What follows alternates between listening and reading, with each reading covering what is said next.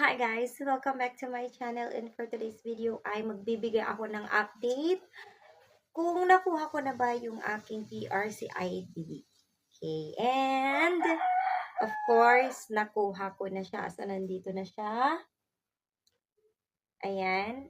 Ito na yung bago kong ID. Okay. So, nandyan na rin yung aking married name.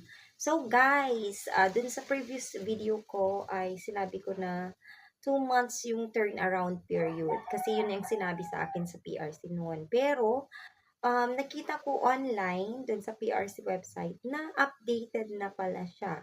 So, ilalagay ko na lang dyan sa description yung video ko kung paano mag-process nung request for change of status and kung paano i-check kung updated na ba. Okay. So, grabe, wala pang 2 months. So, grabe, wala pang 2 months ay updated na yung aking PRC ID. So, nung pagkakita ko na updated na siya dun sa website, ang ginawa ko ay gumawa ako ng panibagong Larry's account. Yes, hindi na po yung dating Larry's account ko yung ginamit ko. Kasi dun sa dati, hindi mo talaga ma-edit dun yung last name, yung first name mo, yung middle name mo. Hindi mo talaga siya ma-edit, pero ma-edit mo yung other information.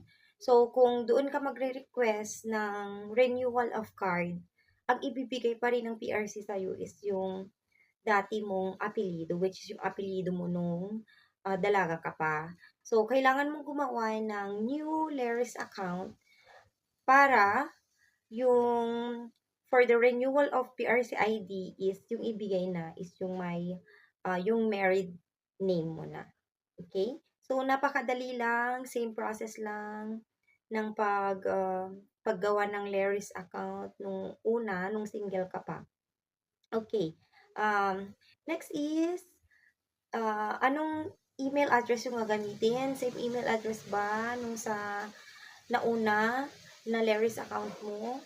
Ang ginamit ko po is iba na kasi um, pag ilalagin mo yung dati mong email address is yung previous pa rin na Larry's account mo yung ipapakita ng PRC website. So, kailangan mong gumamit ng panibago din na Gmail account. So, ayun. Nako, galit na tong maliit na aso na to. Okay, guys. So, if you have any other questions, comment down below at sasagutin ko sa abot ng aking makakaya. And sana makuha nyo na rin yung inyong bagong PRCID. So, there you have it, guys. Say bye-bye.